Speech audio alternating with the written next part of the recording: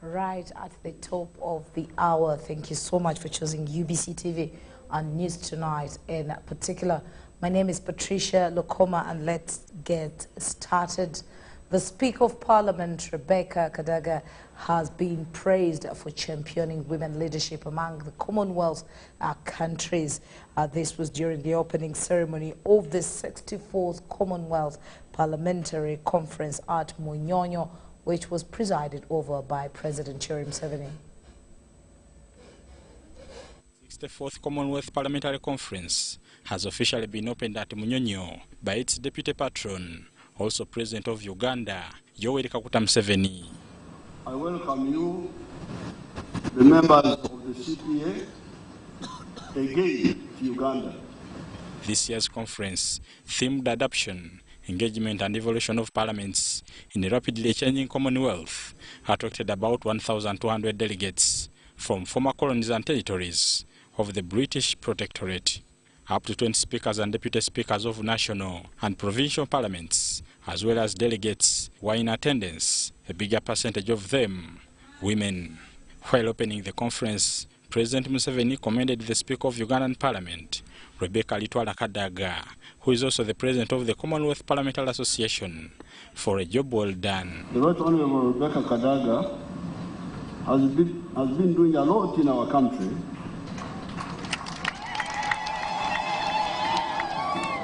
And through the Commonwealth Parliamentary Association networks over the years. These efforts must be the reason we are hosting the CPC in Kampala today. The chairperson of the Commonwealth Parliamentary Association, Emilia Monjoa, who is also the Deputy Speaker of the National Assembly of Cameroon, described Kadaga as an inspiration to many women leaders under the Commonwealth. Many of us have come in, we have entered, and there is still more space for women. Her strength and willingness to do so much come undoubtedly from your encouragement and goodwill of your government to encourage women and young girls to be at the forefront of decision-making in your country. Monjoa says there cannot be development without the involvement of women. Speaker Kadaga, I wish to thank you for being an inspiration to the younger generation of aspiring female politicians. In her remarks, Speaker Rebecca Kadaga congratulated the Commonwealth women parliamentarians on making 30 years of great work, raising the voices of women in positions of authority, and for fostering gender mainstreaming in the membership and the processes of legislatures. He thanked President Museveni for the support to CPA. His Excellency Mr. Museveni, he has been a reliable partner to the Uganda Parliament because we have been able to host the CPA Africa region here in Uganda, the Conference of Speakers and Presiding Officers in Uganda, the Commonwealth Women Parliamentarians also came to Uganda, the 4th CPA Africa Youth Conference last year, but we are happy that we also hosted the Head of State Summit in 2007. President Yoweri Museveni commended the support of Her Majesty Queen Elizabeth II of the United Kingdom, who is also the patron of the Commonwealth Parliamentary Conference. When I met Her Majesty the Queen in 1987, I told her that the Commonwealth was an association of great potential. With a population of 2.4 billion people, it is the only international organization that I attend, and I do not have to put up with the inconvenience of translation through earphones.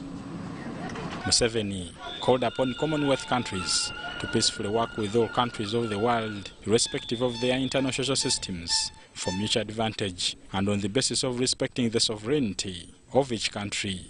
Bernard Yiga, UBC TV, Munyonyo. You're welcome indeed. After On issues to do with crime preventers, President Yoweri Museveni has explained why crime preventers will remain serving as a reserve form supplementing the work of both police and the UPDF, saying there is no resources or resource envelope to enroll them for full service. President Museveni has, however, encouraged crime preventers to form groups at the district level through which government can empower them as they continue rendering their services to government. The president was addressing members of the Crime Preventers Association during their annual general meeting, which was held at Lugogo Indoor Stadium.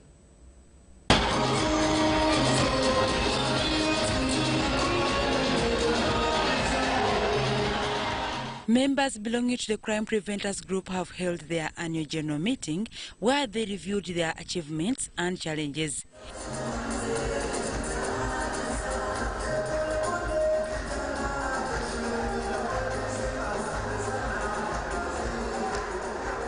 Blaise Kamgisha, the national coordinator, Crime Preventers Association, enumerates some of the achievements the group has registered since 2018.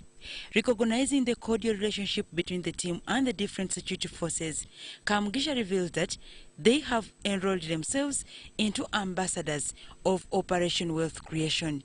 Your Excellency, Crime Preventers can assure you, can give you the word that just as those of 1 year here, we shall have a wealth creator ambassador at every place. Who's available? Sir, I request you that continue to support them, because this is our fallback position as UPDF, as a country, as UPDF. The stronger reserve they make, we are, the stronger security we give for our country. However, responding to this call, President Yoweri Museveni started by clarifying on the two categories of reserve forces and the way they work. The president explained that due to the limited resource envelope, government cannot afford enrolling them as full staff, but will continue supporting the great work they do. We don't want to, and we are not able to turn the employees of the government, because we don't have the money to pay 12 million people. Where shall we get money to pay? Where shall we get money to pay 12 million people? So therefore, the great thing is to support them where they are. They continue with their family, but you support them. Recalling the unfortunate incident of Nagirinya murder, the president advised crime preventers to form professional groups if they are to tap into available opportunities for job placements. But if there is something watching live, and then they hear around that people have hijacked vehicle this time,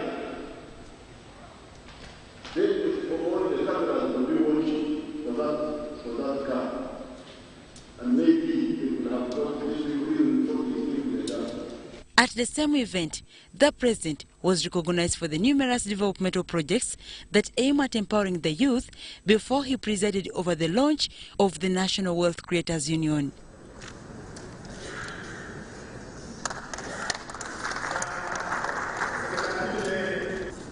Happy birthday to you. Happy birthday to you. Dorcas Kimono and Sana Annette, UBC TV News. Moving on to other stories, tallying of the Hoima Municipality Women Member of Parliament by-election is on, and voting exercise started at 4 p.m. In the provisional results of the polling stations, NRM candidate Harriet Basinje and FDC's Asenansi Nyakato seem to be neck to neck. Concluding results at the polling centers are sent to the district headquarters for tallying and will be announced a little bit later.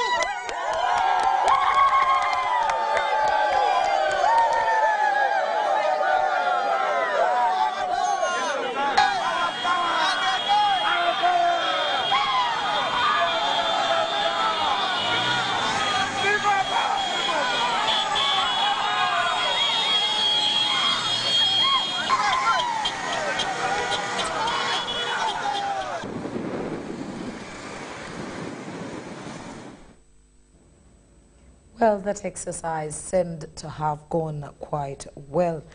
Now, in Kisoro, stakeholders in the education sector have tasked the Ministry of Education to embed sign language into the secondary school curriculum in order to give room for the deaf community to complete their school cycles. This was revealed in the ongoing Deaf Awareness Week, which was happening in Kisoro district. St. Gertrude Vocational Girls Secondary School Thursday hosted its equivalent, Wakiso Secondary School of the Deaf, in a debate to create awareness of the deaf language. Now, how can someone be able to effectively communicate? The Kisoro district-based school was filled to capacity with several stakeholders from the education sector and district authorities. The debate, motioned as sign language is important to all, lasted for more than 5 hours and is part of the activities to mark the International Deaf Awareness Week happening in Kisoro. Both schools showcased several concerns about the need for government to support sign language at all levels. Sign language, for one to effectively communicate, needs attention. One has to be able to attentively listen to what you say. Sign language enables the people to get jobs. Take an example, the teachers, the lecturers. The authorities of both schools agitate for government to embed sign language into the current secondary school curriculum to increase its awareness. That they are as equally important as the hearing persons. So we should not deny them their rights.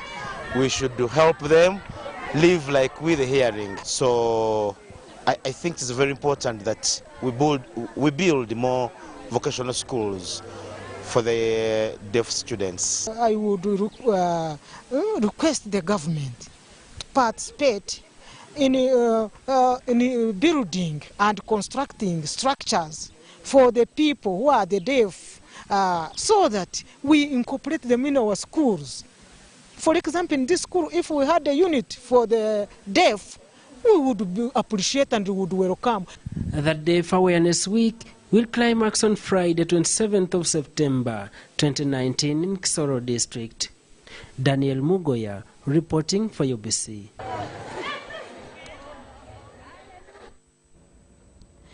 In the area of land commission, a delegation from Buruli Cultural Institution has petitioned the Commission of Inquiry into Land Matters, claiming that a kingdom land was allegedly taken away by Buganda Kingdom.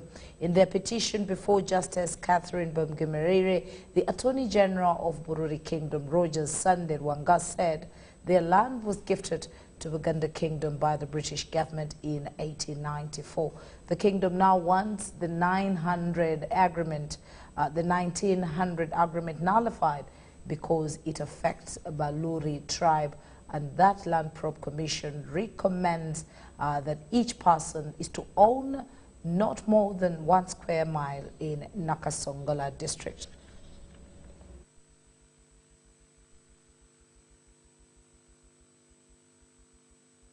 To say before I invite the commission will interact with you shortly. Just wanted to know if there's anything more you wanted to add to your submission. March 2018, from the Attorney General, who happens to be a member, a commissioner here on. Oh. It is saying, request for meeting with you. Reference is made to your letter, reference BK 67 of 2016, dated 16th March 2016 on the above subject. This is to inform you that I have written to His Excellency the President to guide me on the mechanisms of implementation of Clause B, Paragraph 4 of the agreement signed between the President and the Kabaka of Buganda. This is therefore to inform you and also request for your patience while I consult on the way forward on this matter. Frederick Ruhindi, MP, Attorney General. Who was it addressed to? Yep. Who was it addressed to? It was addressed to the Isabaruli, Isabarongo, Mwatyansozi Butamanya of Buruli. Okay. Yes. Right. And any others? And yeah. Yes. There is one that he wrote, that the Attorney General wrote to His Excellency the President on 16th March 20. Is it 16th or 18th? Okay, sometime in March, because when they were stapling, they kind of covered the date, so I can't see it clearly. But it is in March 2016. Yes. It is saying land titles for Buruli, Kochi, and Bugerere, Bunyara. Reference is made to a meeting held at Rwachtura on 12 April 2015, chaired by Your Excellency, while meeting a delegation from Buganda headed by Wechitiwa Charles Peter Maiga. Your Excellency, I was briefed by the Solicitor General who attended the said meeting that you promised to meet traditional leaders of Bunyara, Kochi, Bugerere, and Buganda Kingdom to agree on the mechanisms of implementing Clause B, Paragraph 4 of the agreement. You said you signed with the Kabaka of Buganda. In that area, there are very many people who already have leases, and probably some are even claiming to have freeholds in the area. So are you suggesting that the indigenous people be allowed to have freehold and those with leases remain with leases? And where there's already a lease, what happens? The delimitation or limitation, do you want a square mile or a kilometer? I would want to suggest that somebody should not exceed a mile in total. Well, that all happened with the Land Commission. Now, moving on to KCCA, Kampala Capital City Authority has destroyed shisha equipment that includes pots and ingredients impounded from different divisions in Kampala. Minister of State for Kampala Affairs, Bana Namgwanya, said that this has been done to end smoking and drug abuse.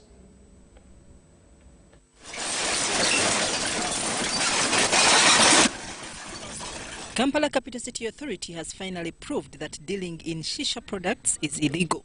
Anybody flouting the regulation breaks the law. Early this month, KCCA had an operation in all the 5 divisions and impounded tons of material used to mix shisha. So that actually pushes away public smoking in Kampala.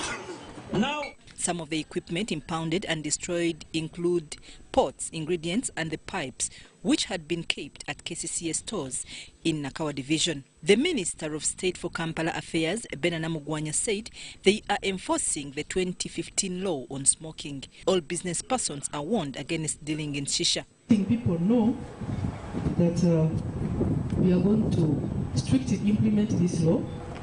They shouldn't waste your money and their money stocking more shisha and other tobacco products. She has directed police to collect all drugs in their stores and they are destroyed before Saturday. Drug abuse has increased in schools as students smuggle them in eats and pads. School administrators must be more vigilant during checkups. The mayor, Nakawa Division, Ronald Balimwezo Nsubuga, was disappointed over absence of laws on drug abuse. Written on, it kills. Cuba is written on, it causes cancer. And you wonder how government imports Cuba to kill Ugandans. Kampala Capital City Authority has promised to intensify operations on shisha. Meanwhile, government has banned adverts on tobacco use and directed those who sell it to write warning messages on the packets. Shopkeepers, retailers, wherever you are, if we find tobacco products displayed in your shops, we are going to impound them and you will pay a penalty. Cigarettes, you have to buy them in a packet. You have to buy a whole packet. Do not open to sell one stick. The banned equipment will be transported to Nakasongola for destruction. I'm Nafka Farida, reporting in Kampala. Well done, KCCA. Now, the Committee of Ambassadors of the Intergovernmental Authority on Development has endorsed the protocol on transhumance or to facilitate free, safe and orderly cross-border mobility in the livestock and headers in search for the pasture and water in the IGAD region. Officiating at the meeting in Entebbe State Minister for Karamoja Affairs Moses Kizige urged IGAD member states to commit resources towards provision of required basic services within the corridor. The Intergovernmental Authority on Development, IGAD, has held consultations and negotiation meetings to finalize a regional protocol on transhumance for adoption by member states. The meetings are aimed at addressing the challenges resulting from climate variability that has been affecting large areas of the region, irrespective of international borders and restrictions on cross-border transhumance. The intention of drafting this protocol is to give acknowledgement among member countries and also to develop a legal basis so that the pastoralists and their cattle will get basic services from any member countries that the pastoralists make their destination at the end of the day. Studies have shown that livestock contributes to IGAD member countries' GDP. However, cattle rustling remains a big challenge, which cost Uganda a $350 million loss in 2018. IGAD member states have put efforts in place to invest in these areas, with some borrowing from bilateral partners. Also prepared some instruments that will be used to support this protocol. These include cross-border animal health MOUs. These have been signed between Djibouti and the Federal Republic of Ethiopia, between the Federal Republic of Ethiopia and the Federal Republic of Somalia, the Federal Republic of Ethiopia and the Republic of Kenya, and then we have a multilateral one that is signed between the government of Uganda, the government of Kenya, the government of the Federal Republic of Ethiopia, and South Sudan. Livestock supports 70% of the people in the region, with 395,000 head of cattle discovered to have moved from Karamoja to Turkana in search for water and pasture.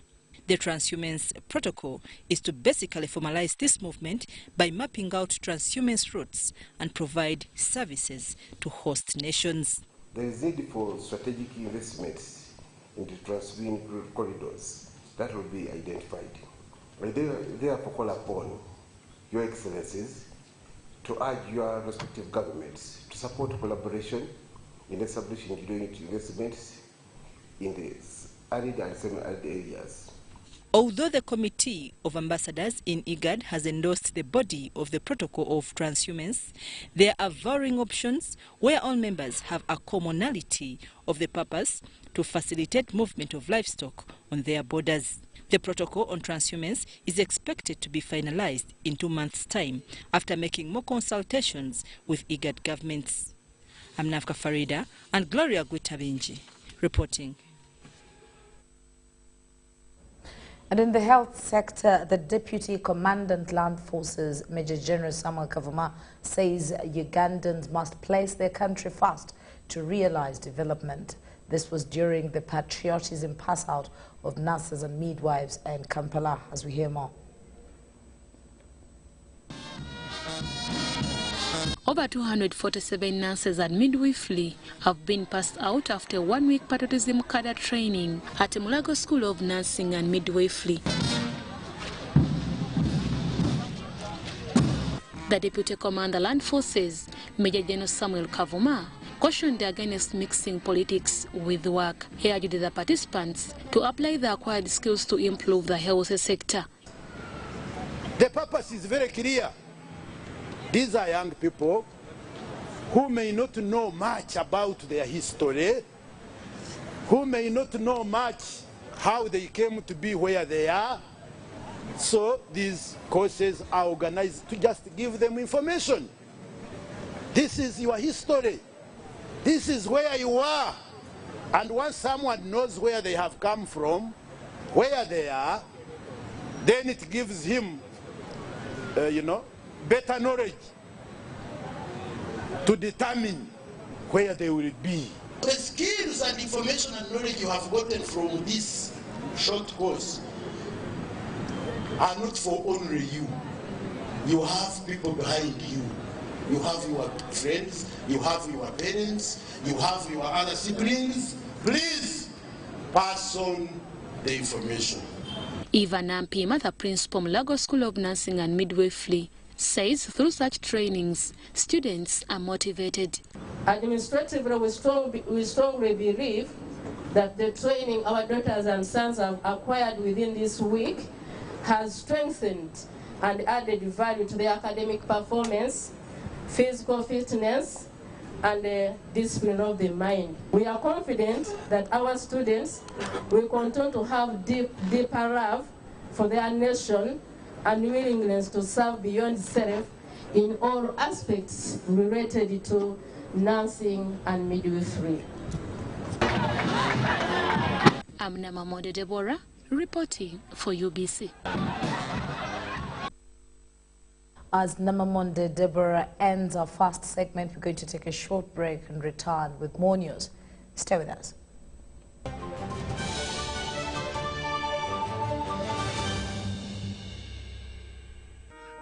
Every dream has a challenging journey.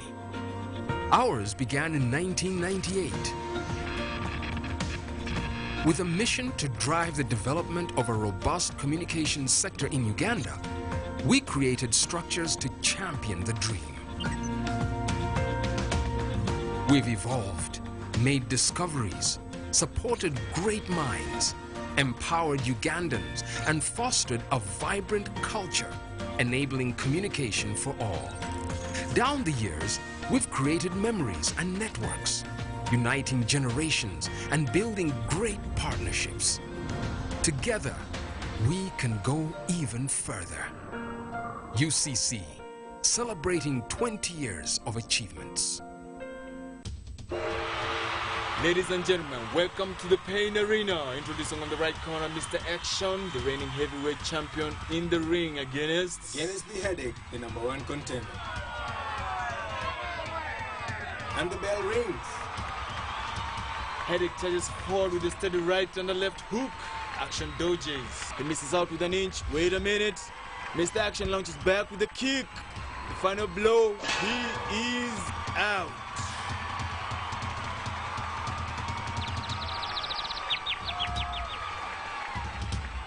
If symptoms persist, seek medical advice. Have you completed Senior 4 or Senior 6 and you want to do a 2-year certificate or a diploma course?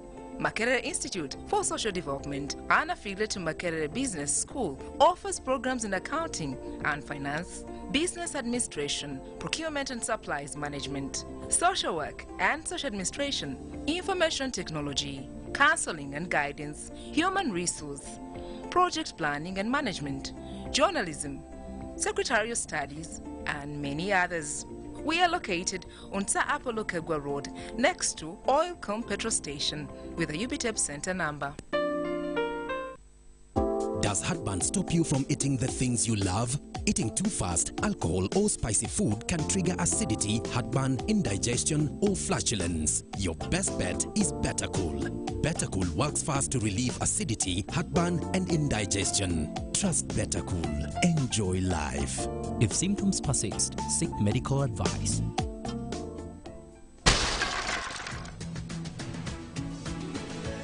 Measles and rubella outbreaks are still being reported in some districts in Uganda, putting the lives of our children at risk. In order to stop these outbreaks and maintain a polio-free Uganda, the Ministry of Health has planned a national measles, rubella and polio immunization campaign for all children under 15 years of age on 16th to 20th October 2019, starting 8 a.m. to 5 p.m. All vaccines are safe, effective, and free. Parents and caretakers are hereby asked to take all children under 15 years of age for immunization at the nearest health facility or immunization post.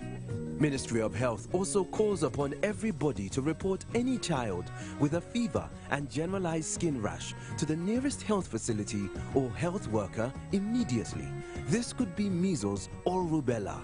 This message is brought to you by the Ministry of Health with support from World Health Organization and UNICEF.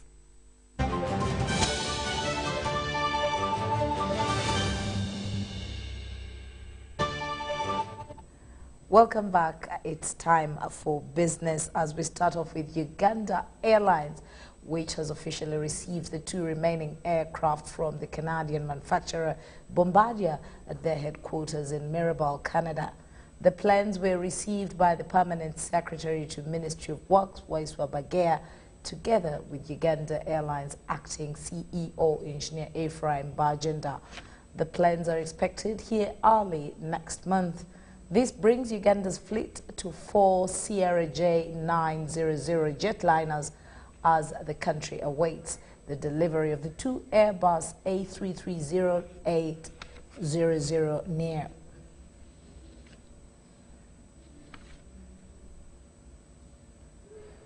Still in business, despite an increase of monthly prices of manufactured goods between July and August 2019 by 0.2%, annual producer prices decreased by 2.6% for the year ended August 2019. And then from August 2018, then meanwhile, average input prices for the whole construction sector decreased by 0.2% for the year ending August 2019.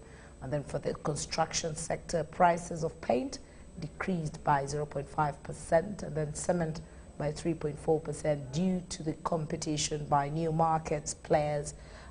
Roofing sheets also decreased by 1.0%, and steel bars by 1.4% due to a squeezed market. This was revealed at the 75th series of Producer Price Index and Construction Sector Indices for the period of August 2018, August 2019, Uganda Bureau of Statistics. This means that customers, mostly wholesalers, who bought directly from factories paid less by 2.6% in the year ending August 2019 compared to August 2018 for the same basket of manufactured products and utilities. The best headings are basically the material inputs that make up into the construction industry. And when we're costing this, we cost them to the most minimum definite unit timber, the paint, the PVC pipes, the bank clay bricks, the cement, the pavement, the labor, the equipment, and the equipment hire out. So basically, the basket contains all items that we think are crucial into the construction industry as inputs.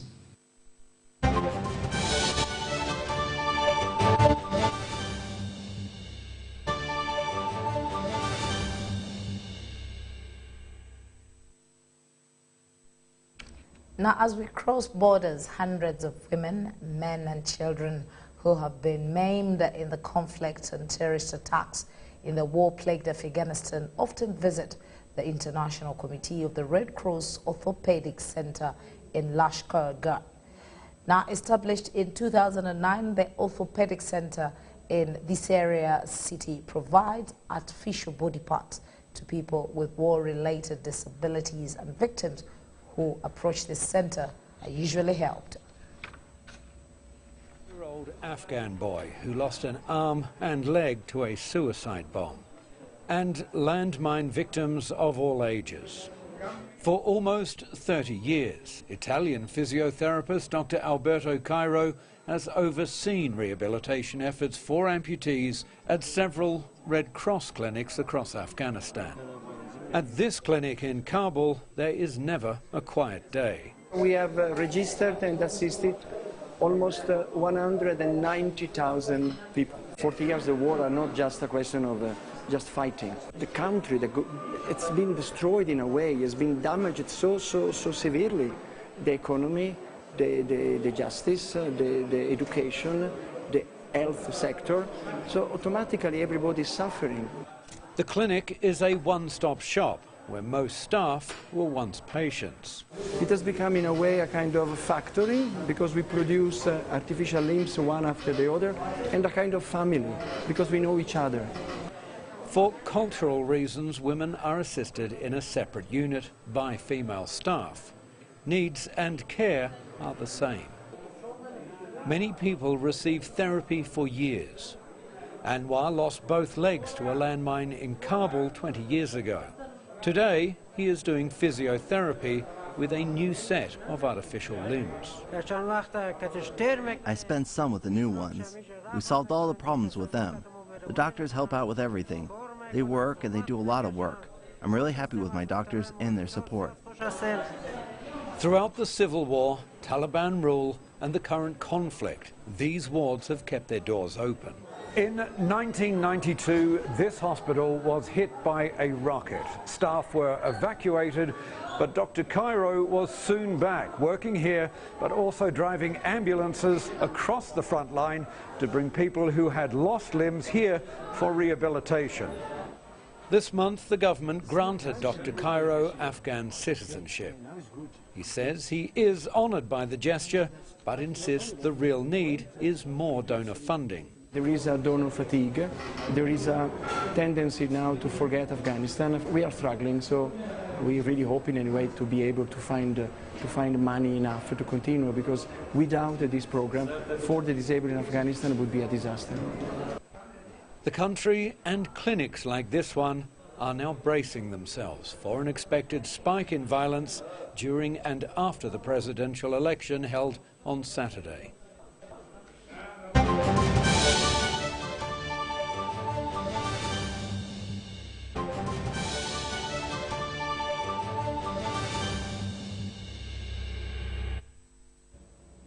And in sports, Kampala Capital City Authority FC team manager Mike Ray Mutebi is optimistic his team will negotiate Clarky Angola Petro de Rwanda in a CAF Champions League first round second leg game. Mutebi believes that home advantage will play a key part in this tie that is delicately poised at 0-0, but he calls for a studious approach against the Angolans that are also itching to make the group stages of the affluent CAF Champions League. Very, very, very tough. Swan Downs, no. Esperance, no. El Ahly, no. But those two, you see, they have always given us that time. That means. Now, Uganda Athletics Federation Secretary General and also Uganda Olympic Committee member Beatrice Aikoro has been elected as International Association of Athletics Federations Council member in a historic first for a Ugandan. Aikoro will serve on the 13-member council that is responsible for the conduct and management of the sport of athletics and its discipline. Speaking to us on phone from Qatar, where this election was held ahead of the 17th World Athletics Championship, Aikoro is elated and she promised to use each opportunity she gets to better athletics, especially for Uganda. Uganda Athletics Federation President Dominic Otuchet believes that this position is monumental for Uganda because Aikoro is now at the center of almost every decision making.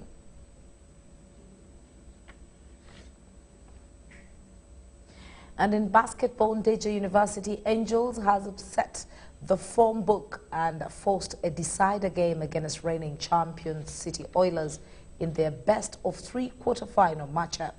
Having lost the first game over the weekend 83 to 7 points after overtime, Ndeje University Angels approached the game with zeal and hoped that they could get a big chance against a fancied Oilers. The game didn't, however, start as planned for Ndeje playing in the white jersey because they lost the first quarter to 21 to 16 points and went into halftime trailing by 8 and of course by 40 to 32 points, but spirited third and fourth quarter in which they outscored their opponents, yielding a 69 to 66 victory. Guard Goither Badera, who played 38 of the 40 minutes, scored an impressive 17 points as teammate Innocent Ochera outscored on the night with 20 points. For Oilers, James Okello and Ivan Mwezi were the only ones in double digits on the night when Jimmy Inabu scored just 1 point. These two play the decider game 3 over the weekend. And in the ladies category, former winners Kampala Capital City Authority ejected Angels Basketball Club. Action in the 2019 playoffs continues on Friday with Power looking to eject JKL Dolphins in the men's category. And in the areas of volleyball, all is set for Nkumba University Volleyball Festival, which crowns the university's Silver Jubilee celebrations that also climax this weekend. The University Vice Chancellor, Professor Wilson Muyinda Mande, says that despite being successful in almost every traditional Uganda sport, they chose volleyball because of its unique achievements over the years. Festival. In the last 25 years, we have developed talent in the area of sports. Some of our graduates have participated in Olympic Games. We have been very strong in terms of number of categories of games and sports. We have had athletes like the Asonyas, the Kasaijas, who have gone on to the international level. Recently, apart from volleyball, that one you know, we are the strongest team in the country, but also in netball. Recently, almost 3/4 of the Uganda netball team, the Sikh Rains, all of them were in Nkumba University. Peace Proskovia, Mary Nuba, Betty Kiza, Ruth Meme, and Nanyong and others. Some of them are continuing students here, others are finished, but they are all products of this institution.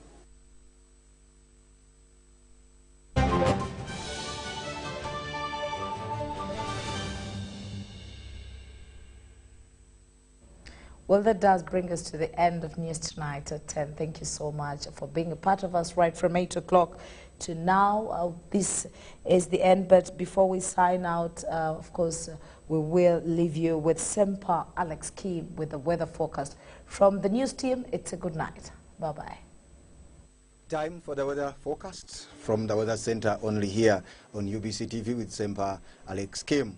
It has been rainfall activities across the country today, but even by 9 a.m. this morning, Arua reported 28.2 millimeters of rainfall, while Kampala reported 12.9 and Kasese reported 8 millimeters of rainfall.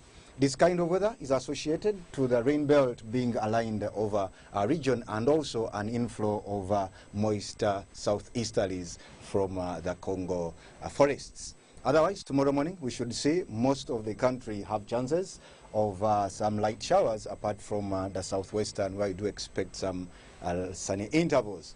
Well, into the afternoon, we do expect a continuation of rainfall activities in most parts of the country apart from the northwestern as well as the eastern and parts of the Lake Victoria Basin. We do expect temperatures to rise to 27 degrees Celsius in Kotido, while in Kitugum we do expect at 29 degrees Celsius, and in Kabale Highlands we are forecasting at 23 degrees Celsius. And if you're planning to travel elsewhere across the globe, you're forecasting for Nairobi chances of rainfall at a maximum of 23 degrees Celsias, as well as London and Paris are also expected to have some rainfall activities, with New York at a daytime high of 24 degrees Celsius. That wraps it up. Stay tuned to UBC TV. I remain Semper Alex Kim.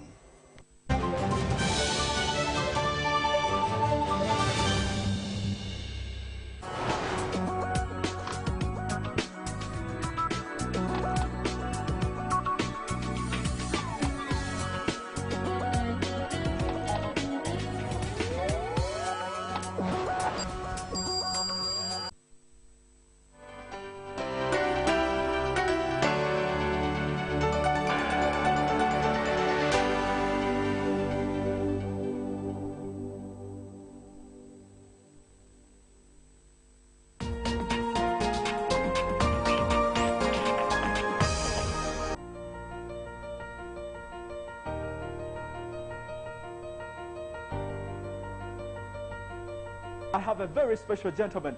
He's a model that chose another different path, and that's film. He's a director, an actor, and a producer. I call him a triple threat. This weekend, On Chilling, producer and director of the movie Country of Men, premiering in October, Evan Kavma gets a rare experience of true African indulgence that blesses the body and soul at the award-winning Hammam Spa and Salon. We are going to do quite a lot of things, but at the moment we are going to do the body scrub. Okay. Body scrub will make him feel nice, feel smooth, feel energetic, and some good blood circulation. Every time you have a good outfit on you and then you walk on the runway, you can hear those screams that I can't scream. Right? And your face has to stay you have to stay focused. You understand? You don't need to show them like they're screaming at you. Some come and touch. You know those things. I don't know. You know those things.